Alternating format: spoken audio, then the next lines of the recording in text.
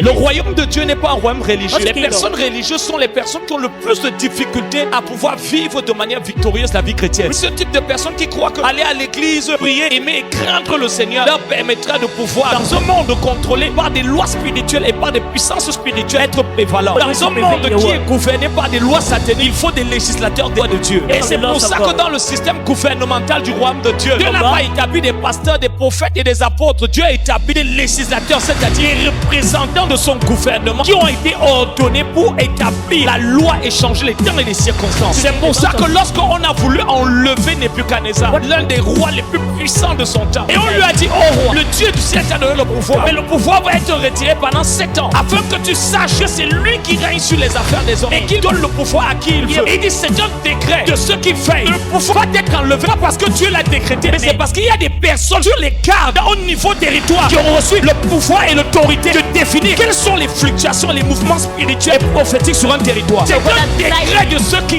veillent. C'est une déclaration. Il y a eu un changement de législation. Et dans cette nouvelle constitution, il y a eu un changement d'autorité. Il y a des personnes qui veillent. Ce sont des hommes que vous voyez et qui semblent avoir la même nature que vous, mais qui ne sont pas des hommes de la même nature.